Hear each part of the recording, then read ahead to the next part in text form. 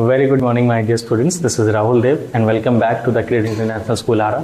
आज हम हैं अपने नए लेक्चर में जिसमें हम नई चैप्टर को कवर करने वाले हैं, that is heredity and it's evolution. Biology का चैप्टर है।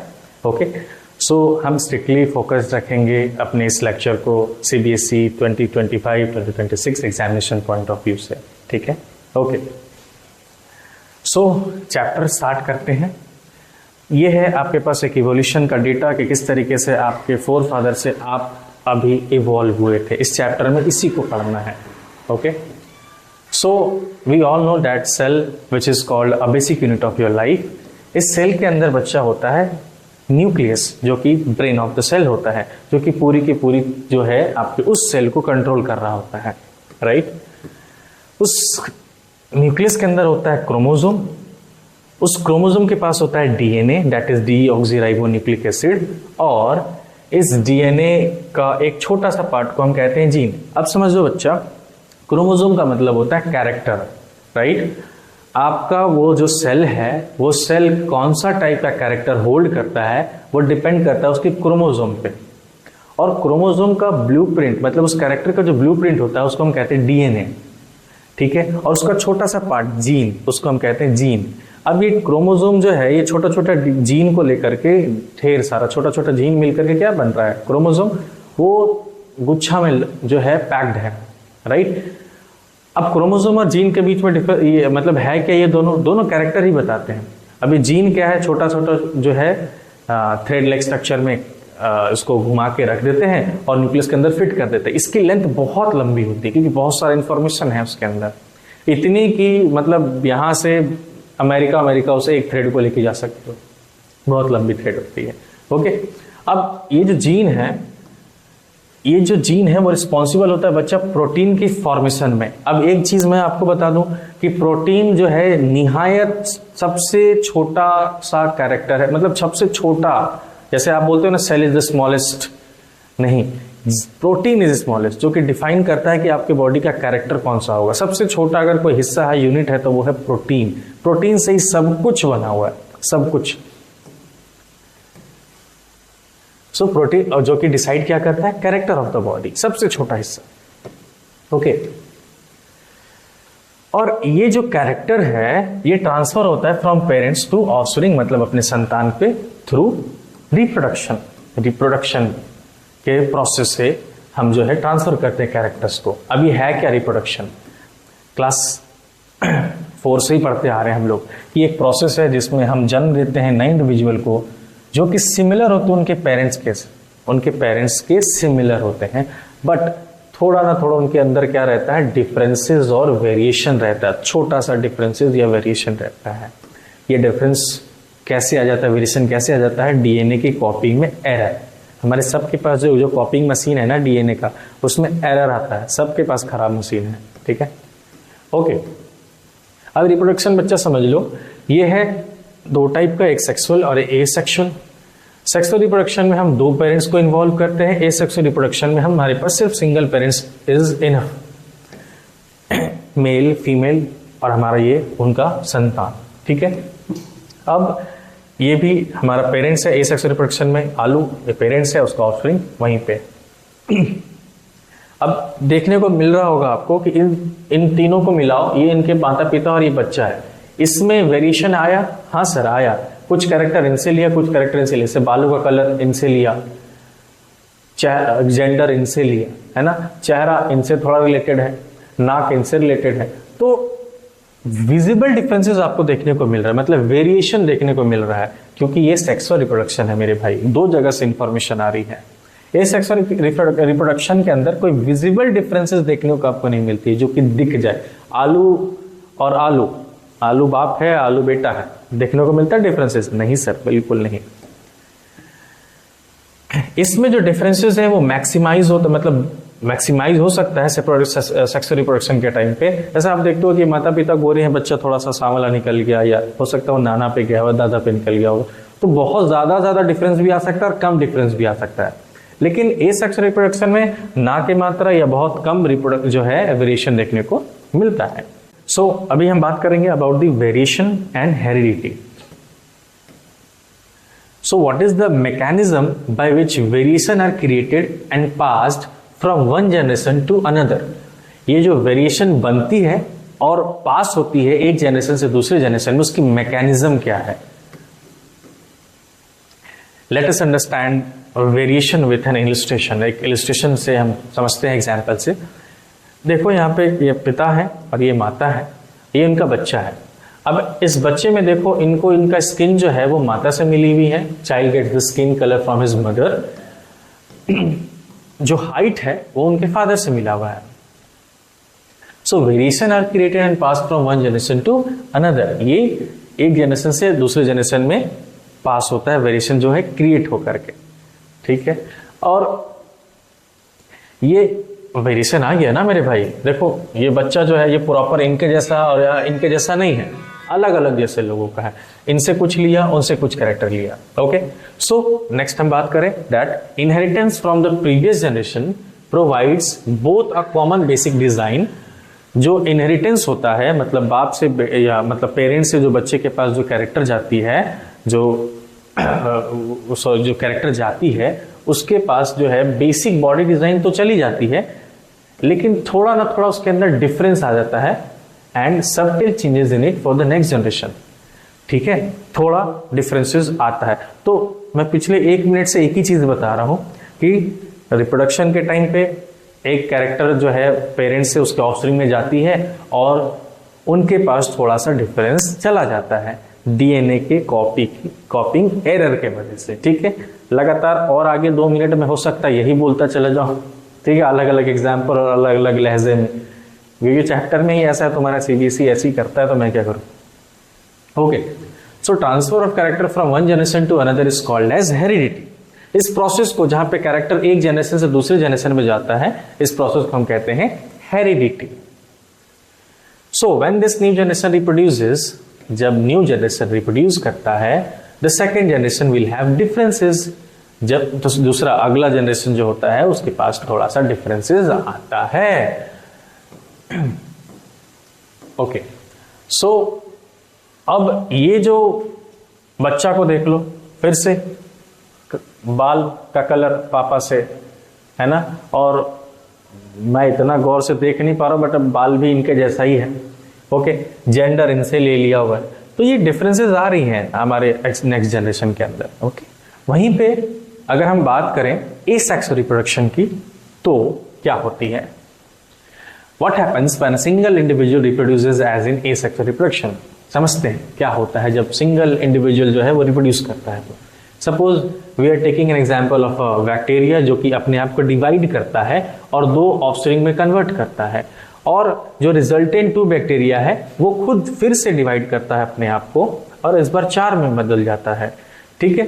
आप देखो कि सारे लोग जो है बिल्कुल फोटोकॉपी हैं, सिमिलर हैं, है ना। So there will be very minor differences between them generated due to small inaccuracies in DNA copying. एकदम छोटा सा, इनकी जो मशीन है ना एसेक्सुअल रिप्रोडक्शन वालों के पास अच्छा खासा मशीन भगवान से मिल रखा है उनको कॉपिंग वाला। हमारे पास खराब है जो सेक्सुअल रिप्रोडक्शन वाले हैं, इनके पास चेंजेस बहुत कम आती है, बहुत कम आती है। Okay, so the most obvious outcome of the reproductive process still remains the generation of individuals of similar design. इनके पास सिमिलैरिटी मिलती ही है, देखने को मिलती है, ठीक है। मतलब वो बहुत, मतलब आज से जो 100 साल जो है पहले जैसा होगा वैसा ही अभी भी इनको देखने को मिलता है। ऐसा रिप्रोडक्शन, इनमें बदलाव बहुत दूर देर तक आता है। अगर हम 100 साल में कुछ खतरनाक टाइप से इवोल्यूशन करते हैं तो ये 100 साल में बहुत ज्यादा नहीं, मतलब थोड़ा थोड़ा इवॉल्व होते हैं, ठीक है। So heredity determine the process by which traits and characteristics are reliably inherited. What are inherited traits, characters and how this characters are inherited. कैसे ये जो इनहेरिटेड ट्रेट्स है, जो वसीयत के रूप में आपको कैरेक्टर मिलती हैं, वो किस तरीके से इनहेरिट होती हैं, ठीक है। इसको डिटरमाइन करता है कौन? हेरिडिटी का प्रोसेस। हेरिडिटी का प्रोसेस क्या डिटरमाइन करता है कि कौन सा ट्रेट, बाय विच ट्रेट, मतलब कौन सा कैरेक्टर और कैरेक्टरिस्टिक्स जो है वो रिलायबली मतलब इनहेरिट होगा। मतलब कौन सा कैरेक्टर, कौन सा जो आपके पास जो ट्रेट है, ट्रेट का भी मतलब कैरेक्टर होता है, कौन सा कैरेक्टर जो है क्या होगा, पास होगा, वो डिसाइड कौन करता है? हेरिडिटी का process. Okay, let's understand inherited trait with an example. Inherited trait का मतलब जो आपको वसीयत के तौर पे आपके पिताजी से आपको मिलती है। Okay, suppose A mail with attached earlobe marriage a female with free earlobe. अगर एक मर्द है वो अटैच्ड ईयरलोब, उसका कान जो अटैच्ड ईयरलोब है ना, और उनकी जो वाइफ है वो कुछ फ्री ईयरलोब के जैसा है, इनका देख रहे हो स्ट्रक्चर में बदलाव आ रहा है। So what will be their child's earlobe will look like? किसके जैसा इनका बच्चे का जो कान है वो दिखेगा? The earlobe can be either attached और फ्री, हाँ दोनों में से कोई भी हो सकता है। सो it is observed the child has attached earlobe. बच्चे के पास, लेकिन ये देखा जाता है कि बच्चे के पास अटैच्ड ईयरलोब होता है। सर ये कैसा हुआ, अंतर्यामी है क्या?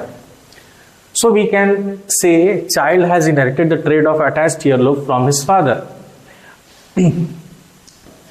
मतलब हमने देखा कि इसने किससे इनहेरिट किया है? अपने फादर से इनहेरिट किया है। But why the free earlobe trait from mother has not been inherited? लेकिन ये कैसे नहीं आया? उनकी माता रानी से जो है कैसे नहीं आया?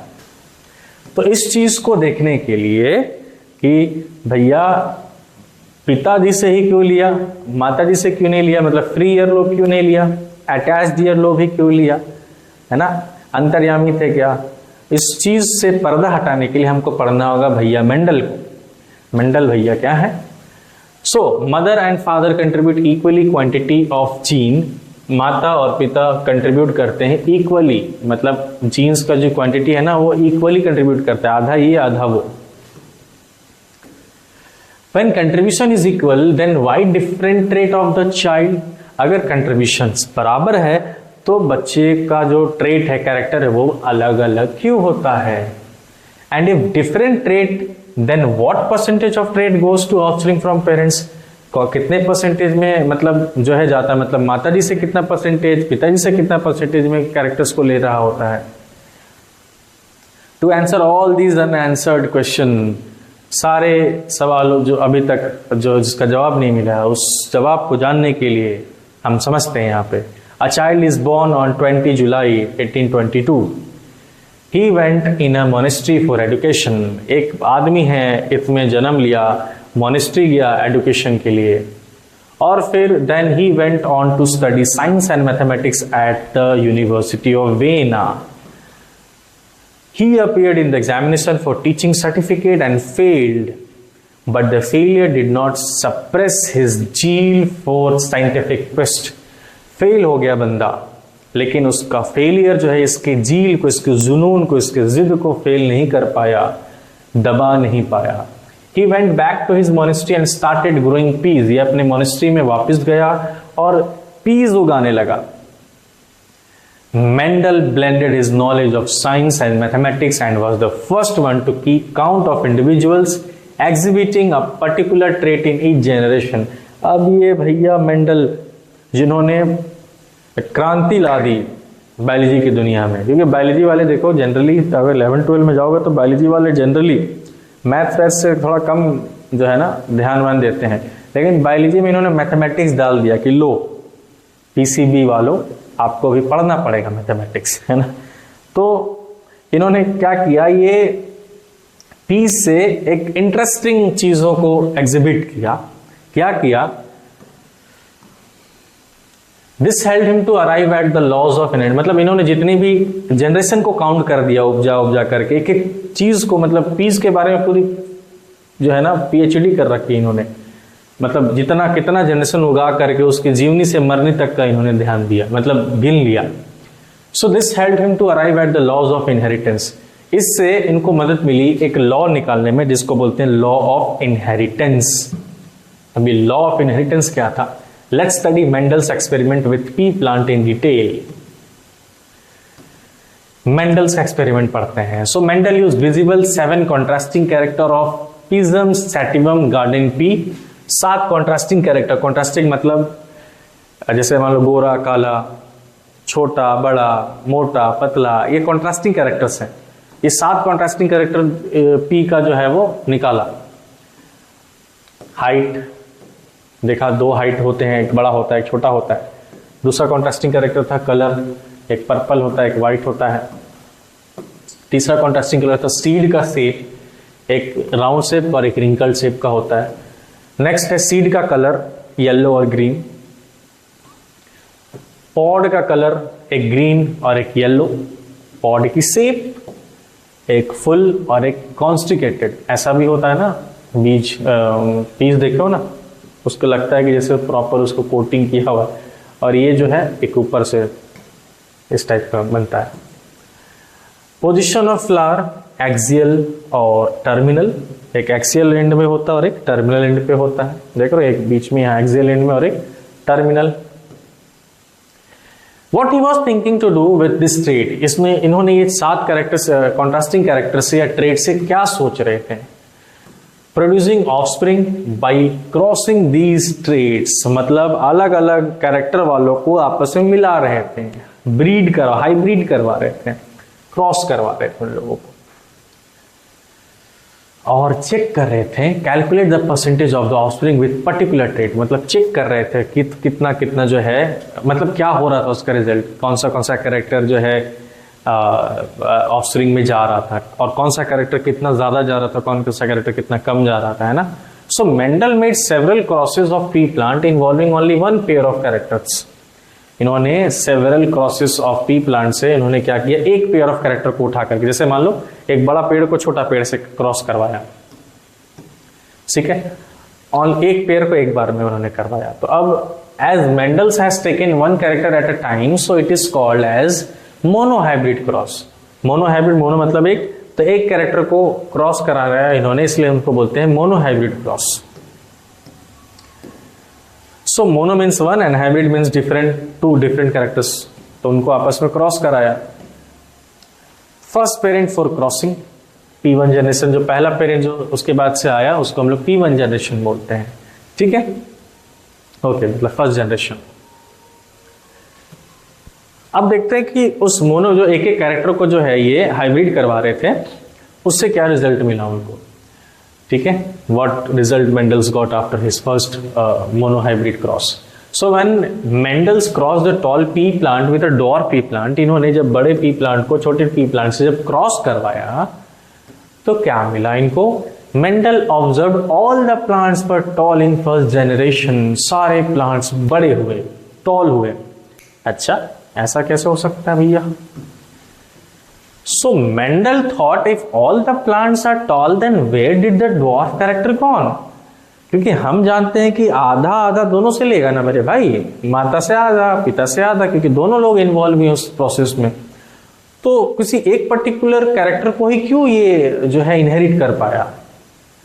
मेंडल को लगा कि, तो मेंडल सोच में पड़ गया कि छोटा वाला कैरेक्टर गया कहां।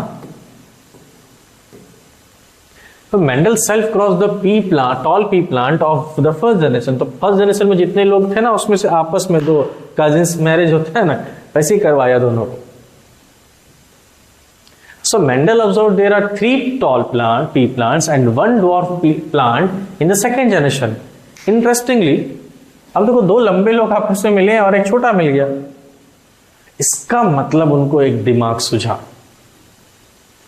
दिमाग इनके पास ये सूझा, इसका मतलब कैरेक्टर जो है वो सब में रहता है, मतलब ऐसा है कि बड़ा और छोटा अगर आपस में मिले हुए और रिजल्ट कुछ भी हो, वो जो होगा उसके पास छोटा वाला कैरेक्टर भी होता है, लेकिन वो सप्रेस हो जाता है। अरे बात समझ, मतलब उसके पास कैरेक्टर होता है लेकिन दिखता कौन है? हाँ, जो कि ताकतवर होता है, या हम आम जुबान में बात करें तो जो डोमिनेट करता है। Okay, so Mendel showed his experiment and results using some specific terminologies। उन्होंने कुछ स्पेसिफिक टर्मिनोलॉजीज एक्सपेरिमेंट के बाद निकाला। क्या था कि कैरेक्टर विच मास्क्स और hides its partner is called as dominant character and the character which gets mask is called as recessive. इन्होंने बोला कि जो कैरेक्टर छुप जाती है उसको बोलेंगे हम लोग रिसेसिव कैरेक्टर, और जो ट्रेट दूसरे को छुपा देता है उसको हम लोग बोलेंगे डोमिनेंट। समझ में आ रहा है? For example when tall plant is cross with dwarf plant, तो देखिए कि सब टॉल मिला, जिसमें डोमिनेंट कौन हो गया? टॉल, कैरेक्टर जो टॉल ट्रेट जो है वो डोमिनेंट हो गया और शॉर्ट कैरेक्टर जो है वो रिसेसिव हो गया. So in the next generation all plants were tall. Since the Mendel concluded the tall plant genes dominate the recessive plant genes. Similarly, Mendel conducted experiment with all the other 6 characters and he found the following result. क्या result मिला कि जब round wrinkle को जब उन्होंने करवाया तो round को देखा कि वो डोमिनेंट है. फिर उन्होंने कंक्लूड किया कि राउंड जो है वो डोमिनेट है रिंकल सीड पे और रिंकल सीड रेसेसिव है. सीड कलर में देखा कि येलो कलर डोमिनेंट है तो येलो को डोमिनेंट बोल दिया, ग्रीन को रिसेसिव बोल दिया. सीड के कलर में येलो, ठीक है, डोमिनेंट था ग्रीन पे. पॉड की शेप में देखा गया तो फुल डोमिनेंट हुआ, जो फुल कोटिंग वाला है ना वो डोमिनेंट हुआ. पॉड के कलर पे देखें तो ग्रीन डोमिनेट हुआ. कलर की बात करें तो रेड डोमिनेट हुआ या वायलेट, व्हाइट वाले पे. एक्स पोजीशन की बात करें ऑफ द फ्लावर तो एक्सियल पोजीशन डोमिनेंट हुआ, मतलब प्रभावी हुआ.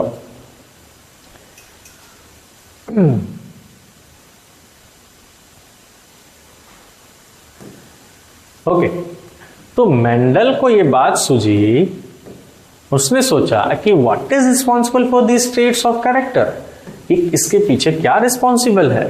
So Mendel ने बताया कि some factors which were always present in pairs, that is red flower और yellow flower में, but today we know these factors are nothing but genes. इन्होंने बोला कि ये जो कैरेक्टर्स हैं वो बेसिकली कहाँ किसके अंदर छुपी हुई हैं, वो जीन के अंदर छुपी हुई सारी कैरेक्टर्स. और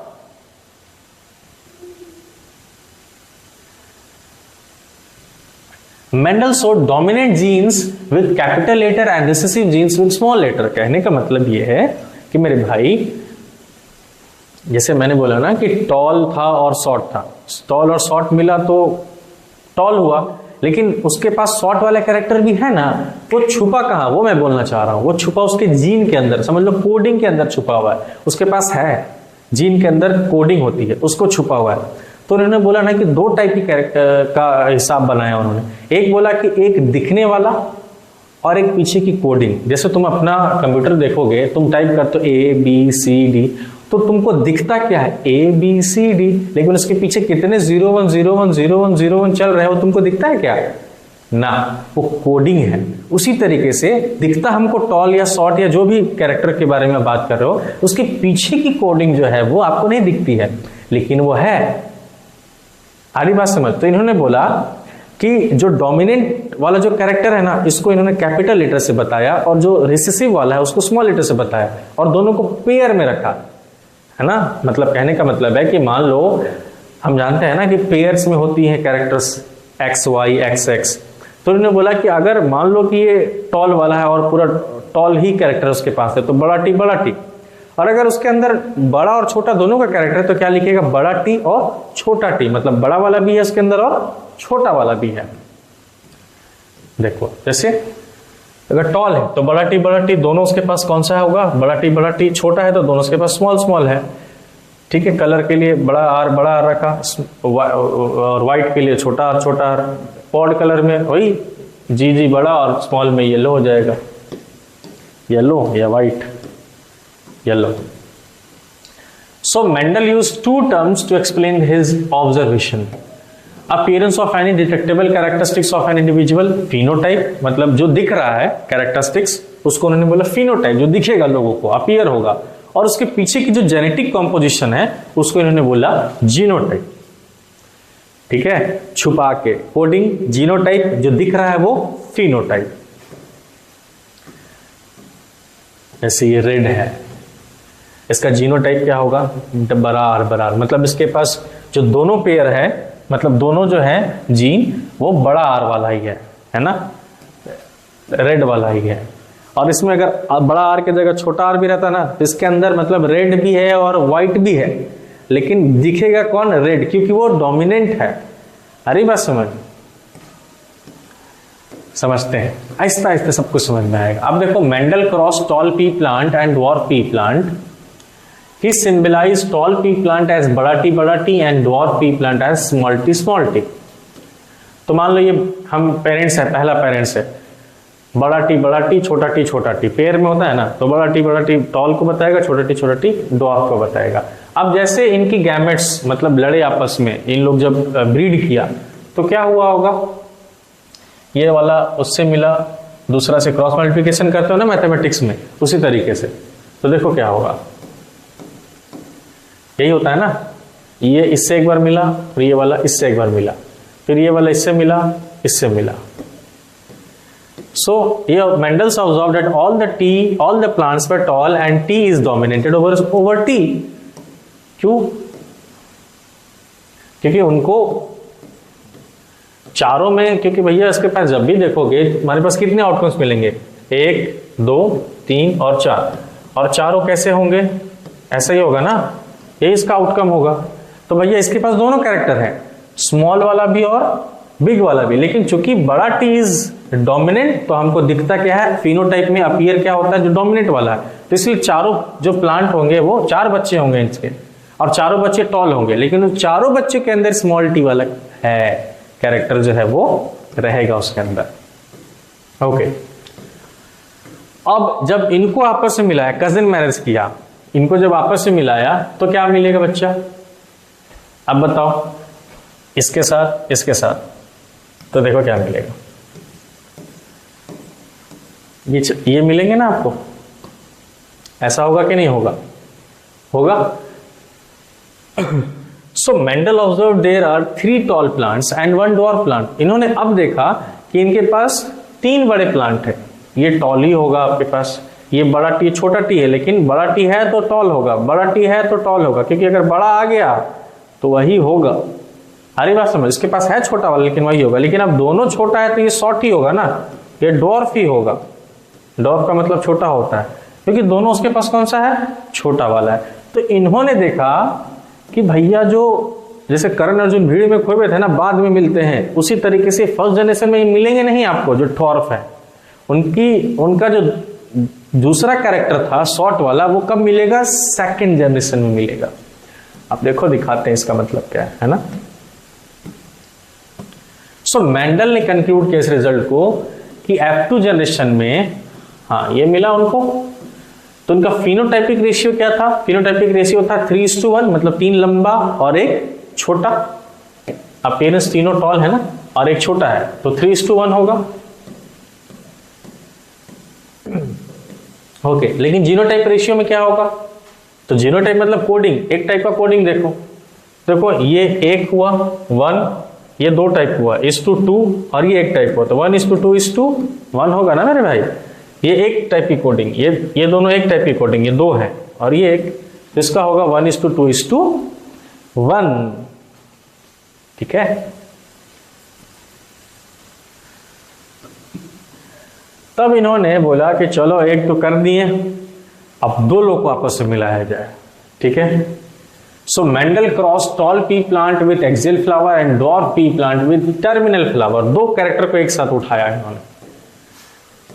तो एक प्लांट ऐसा लिया जिसके पास जो कि टॉल था और उसकी फ्लावर एक्सियल मतलब डोमिनेंट को एक साथ लिया, और रिसेसिव को एक साथ लिया, मतलब छोटा और टर्मिनल वाला को एक साथ लिया।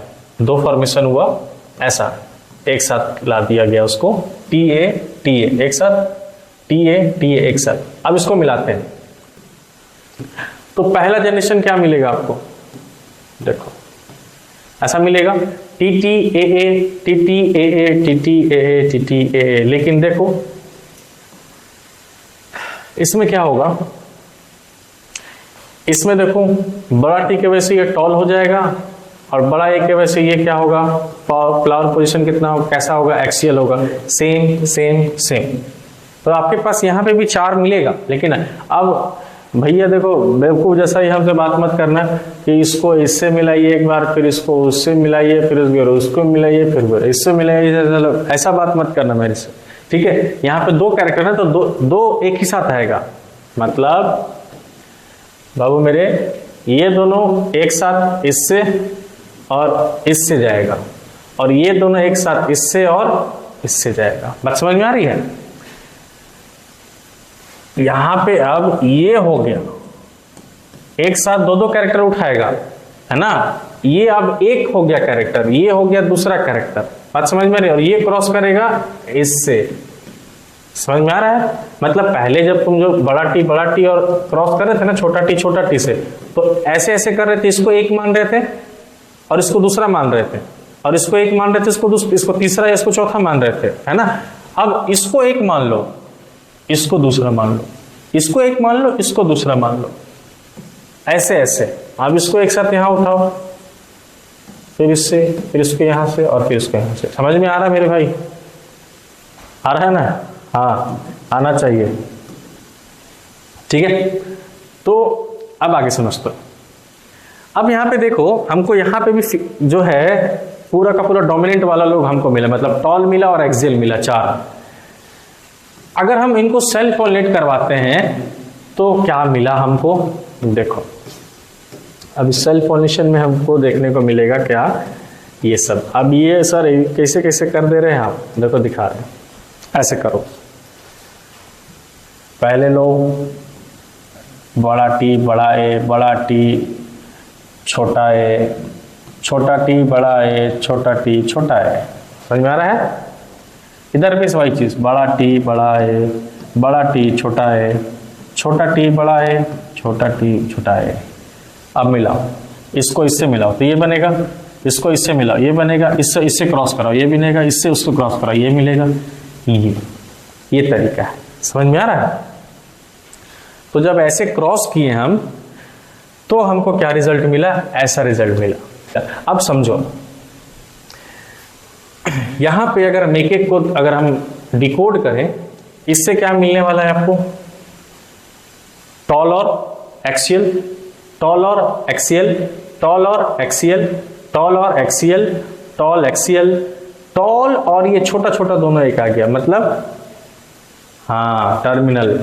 एक टी की वजह से टॉल हो गया, बड़ा है तो टॉल एक्सियल, टॉल लेकिन छोटा है तो क्या होगा, बदल जाएगा, कौन सा हो जाएगा, टर्मिनल वाला। टॉल, अब एक टी आ गया तो टॉल ही होगा, और एक्सियल, टॉल एक्सियल।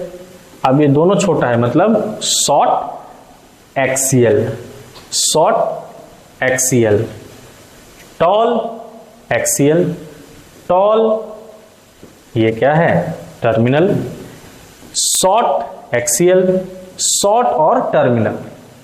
समझ में आ रहा है। एक भी बड़ा टी मिल गया तो टॉल, और एक भी बड़ा ए मिल गया तो एक्सियल, दोनों छोटा मिल गया या दोनों चीज जो है छोटा छोटा मिल गया तब बदल जाएगा।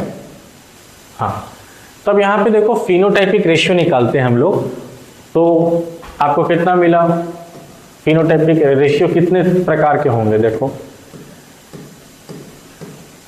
यही 4 होंगे ना आपके पास। देखो बड़ा tall axial, tall terminal, dwarf axial और डॉर्फ टर्मिनल, यही 4 टाइप की पॉसिबिलिटीज है ना, tall axial, tall terminal, dwarf axial, dwarf terminal. तो हमने देखो tall, tall axial, tall axial, tall axial, tall axial, 1 2 3 4 5 6 7 8 9, ये 9 बार हमको टॉल और एक्सियल देखने को मिलेगा। बड़ा में टर्मिनल कितना देखने को मिलेगा, 3, बड़ा में टर्मिनल, बड़ा में टर्मिनल, बड़ा में टर्मिनल, बड़ा में टर्मिनल 3। डॉर्फ और एक्सियल मतलब छोटा में एक्सियल, तो छोटा में एक्सियल, छोटा में एक्सियल, छोटा में एक्सियल, ये भी 3 देखने को मिला। छोटा में टर्मिनल 1 देखने को मिला। सो फिनोटाइपिक रेशियो क्या हो जाएगा, 9:3:3:1। अब इसका तुम जीनोटाइपिक रेशियो निकालते रहो, एक टाइप वाला को अलग अलग करते रहो। तो देखो बड़ा टी बड़ा ऐसा, इस टाइप का कितना मिला, 1, इस टाइप का 2, इस टाइप का 2, फिर इस टाइप का 4, इस टाइप का 2, इस टाइप का 2, इस टाइप का A, फिर इस टाइप का भी A। तो मतलब बहुत सारे हैं, अलग अलग टाइप के बन रहे हैं ना। तो इसका क्या है, 1:2:2:4:2:1:1:1:1। ये इसका जीनोटाइपिक रेशियो, इतने टाइप ऑफ इनकी कोडिंग है आपके पास। सो इसकी मैकेनिज्म कैसे काम करती है, how does the mechanism of heredity work. हम देखो सेल, सेल के अंदर क्रोमोसोम, क्रोमोसोम डीएनए, डीएनए का छोटा सा पार्ट जीन, और जीन से छोटा सा पार्ट है gene codes for protein. Gene कैसे बनता है, प्रोटीन से बनता है। So protein forms a character, और प्रोटीन क्या बनाता है, कैरेक्टर बनाता है। तो जीन जो है उसके अंदर कोड वो बताता है कि जो है वो जो कैरेक्टर उसका क्या होगा, टॉल होगा या शॉर्ट होगा। ये शुरू से मैं एक ही लाइन रखते चला जा रहा हूँ, यही तो कमाल है हमारे एनसीईआरटी वाले और सीबीएसई वाले, एक ही चीज 2 4 10 बार बताने लगते हैं। ओके, और ये protein enzyme, so this enzyme produces a hormone which triggers plants growth and results in tallness in plant. तो कैरेक्टर के अंदर जो प्रोटीन होता है, जो बेसिकली एंजाइम होता है, वो बताता है, वो एक क्या करता है, हार्मोन प्रोड्यूस करता है जो कि बताता है कि प्लांट का जो ग्रोथ हार्मोन है ना, उसको बताता है कि हमको बड़ा करना है, हमको छोटा करना है। सब डिपेंड किस पे करता है, इस भाई साहब, ये इस पे डिपेंडेंट, ये इस पे डिपेंडेंट, इस पे डिपेंडेंट, इस पे डिपेंडेंट, मतलब इसको बड़ा से छोटा लेवल पे आ गए हम, ठीक है। Okay, so if the gene has an alteration, अगर जीन के पास कोई अगर बदलाव आएगा, it makes the enzyme less efficient and hence produce less hormone.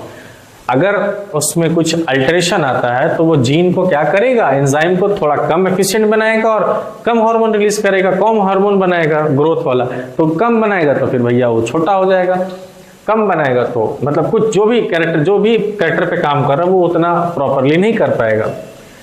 So the plant will be short, है ना। लंबा हमारी आइडियल है ना कि हम चाह रहे हैं लंबा होना। अब मान लो जीन में अल्टरेशन आ गया तो उतना ज्यादा हार्मोन्स रिलीज नहीं कर पाएगा ग्रोथ वाला, जिससे वो उतना ज्यादा लंबा नहीं हो पाएगा, ठीक है। कॉम्प्लेन ऑफलाइन फिनिश कोई फायदा नहीं होगा। So this was all about our chapter that is Mendel's experiment, ठीक है। इसमें हमने 2 चीजों को पढ़ना था, जो लॉ है एक और जो कि मैं बता दे रहा हूँ, इंट्रोड्यूस कर दे रहा हूँ, अलग से बता दे रहा हूँ आपको, दैट इज पहला लॉ ऑफ सेग्रीगेशन, एक है लॉ ऑफ क्या बोलते हैं, लॉ ऑफ डोमिनेंट है, जिसमें बताता है कि जो डोमिनेंट वाला है, डोमिनेंस का लॉ है, उन्होंने बोला था कि जो लॉ है, जो डोमिनेंट कैरेक्टर है वो बच्चे के पास जाता है। मतलब अगर 2 लोग लड़ेंगे, टॉल और शॉर्ट के साथ लड़ेगा, तो जो बड़ा वाला, जो टॉल वाला है, वही जाकर के बच्चे के पास होगा। मतलब जब फर्स्ट जनरेशन आएगा तो टॉल वाला ही जो है दिखने को मिलेगा आपको। दूसरा नंबर चीज वो बोलता है लॉ ऑफ सेग्रीगेशन का मतलब है कि ऐसा नहीं है कि जो छुप गया वो छुपा रह जाएगा, वो भी मिलेगा आपको, लेकिन सेकेंड जनरेशन में। सेकेंड जनरेशन में जब हम आएंगे तो आप देख रहे हो कि जैसे शॉर्ट कैरेक्टर छुप गया था ना, लेकिन वो क्या अपने आप को उजागर किया ना, हाँ कहाँ किया, सेकेंड जनरेशन में किया। तो मतलब कहने का मतलब है जो रिसेसिव वो अपने हाइट छुपी रहती है, लेकिन वो सेग्रीगेट करते हैं, मतलब सारे कैरेक्टर निकल जाते हैं जब सेकेंड जनरेशन में आप जाओगे। और यही इसी का अगला नाम है लॉ ऑफ इंडिपेंडेंट असॉर्टमेंट। ये कब होता है, जब 2 कैरेक्टर को एक साथ लेकर जाओगे, 2 कैरेक्टर को एक साथ लेके आओगे तो क्या होगा, आपको सारे कैरेक्टर्स जो नहीं भी थे आपके पास वो भी उजागर हो गए थे। जैसे था ना, राउंड येलो था और ड्वार्फ और रिंकल था, ऐसा कुछ था 2 कैरेक्टर। मतलब कुछ उसमें देखने को मिल रहा था कि जो हमारे पास दोनों के पास नहीं था वो नीचे आ गया। जैसे मान लो टॉल था और येलो था, मान लो, अभी हमको याद नहीं है कौन डोमिनेटर बना, और मान लो यहाँ पे शॉर्ट है और वाइट है, मान लो। तो आपको देखने को मिल रहा था सेकेंड जनरेशन में कि टॉल और वाइट मिल गया आपको, दूसरा शॉर्ट और येलो देखने को मिल गया। तो ये था नहीं आपके पास, था तो ये तुम्हारे पास, तो ये आ कैसे गया? इसको बोलते हैं लॉ ऑफ इंडिपेंडेंट असॉर्टमेंट। सारे कैरेक्टर अपने आप को इंडिपेंडेंटली असॉर्ट करते हैं, ठीक है। तो एक से ज्यादा कैरेक्टर होगा तो लॉ ऑफ इंडिपेंडेंट असॉर्टमेंट। और सेग्रीगेशन में क्या बोला जाता है कि जैसे मान लो टॉल, सिंगल कैरेक्टर टॉल और शॉर्ट आपस में मिला था, तो फर्स्ट जनरेशन में टॉल ही बना था, लेकिन जब सेकेंड जनरेशन में गए थे हम लोग तो हमको देखने को मिला था कि शॉर्ट भी मिला था और टॉल भी मिला था। तो ये कहने का मतलब है कि जो रिसेसिव होती है वो छुप जाती है फर्स्ट जनरेशन में, लेकिन सेकंड जनरेशन वो अपने आप को उजागर कर देती हैं, ठीक है। ओके, तो कुछ चीज़ें जो हमने अभी लेक्चर में नहीं देखी, हमारे स्लाइड में नहीं है, उसको मैं भी पढ़ा देता हूँ। जैसे एक टॉपिक है that is acquired trade and inherited trade. तो एक्वायर्ड ट्रेड ऐसे ट्रेड होते हैं जो कि आप लाइफ स्किल में, मतलब जिंदगी में आकर के सीखते हो, जैसे गाना गाना, क्रिकेट खेलना। तो ये सारी जो चीज़ें हैं वो आप यहाँ पे आके एक्वायर करते हो। और इनहेरिटेड ट्रेट वो होते हैं, वो कैरेक्टर होते हैं जो आपको विरासत के तौर पे आपके पेरेंट्स से मिलता है, ठीक है। दूसरी नंबर चीज़, हमने सेक्स डिटर्मिनेशन जो टॉपिक है वो अभी देखना है, दैट इज वेरी इंपॉर्टेंट, कि लड़का होगा या लड़की, तो सेक्स डिटर्मिनेशन में बात को समझो, यहाँ पे आप एक चीज जान लीजिए कि तो पूरे ह्यूमन बीइंग में 23 पेयर्स ऑफ क्रोमोसोम होता है, ठीक है, जिसमें एक जो लास्ट पेयर ऑफ क्रोमोसोम होता है ना, वो सेक्स डिटर्मिनेशन का होता है, जेंडर के लिए होता है। अब जो लड़का होता है, मेल होता है, उसके पास होता है XY पेयर ऑफ क्रोमोसोम्स, और जो फीमेल होती हैं उसके पास होता है XX पेयर ऑफ क्रोमोसोम। जब हम ब्रीड करते हैं, रिप्रोडक्शन के प्रोसेस को जो है हम करते हैं, तो क्या होता है, या तो ये इससे या तो उस वाले से, Y इससे या तो इससे, यही है ना। हम लोग जब करवाते हैं, पॉलिनेशन करवाते हैं, तो यही होता है। तो रिजल्ट हमको क्या मिलेगा, XX, फिर XX, XY और XY। तो यहाँ पे आप देखो, दो हमको XX और दो XY, मतलब 50-50% चांसेस होते हैं कि बॉय होगा या गर्ल होगा। जहाँ पे गर्ल होने का चांसेस 50% है, बॉय होने का चांसेस 50% है। तो जेंडर को में हम जो है, ये हमेशा हम देखते हैं कि हम लड़कियों को प्रताड़ित करते हैं लड़का होने के लिए, लड़की होने के लिए। तो एक बात बताओ, मैं दो सवाल खड़ा कर रहा हूँ। पहला चीज तो ये भगवान ने बताया कि, मतलब हमने यहाँ लॉजिक बताया आपको कि 50-50% चांसेस होता है। दूसरा नंबर चीज, बच्चा जो मेल होता है उसके पास ही Y वाला क्रोमोसोम होता है, ठीक है। अगर हम ध्यान से देखें तो इसके पास XX, दोनों सेम क्रोमोसोम है, XX दोनों के पास होता है। इसी के पास इकलौता वो Y होता है जिसके वजह से लड़का आप बना सकते हैं, लड़का जो है वो पैदा हो सकता है। तो मान लो अगर तुम लड़का का Y जब तक उसके कोई भी इससे या उससे नाम मर्ज करे या मिले, तो कैसे पॉसिबल है कि लड़का हो। तो अगर दोस्त किसी को देना है कि लड़का होना है, लड़का के लिए दोस्त किसी को देना है, तो वो किसको देना है, यस, मेल को देना है। बिकॉज मेल के पास ही Y वाला क्रोमोसोम होता है जो कि डिफाइन करता है कि लड़का होगा या डिसाइड करता है कि लड़का होगा या लड़की।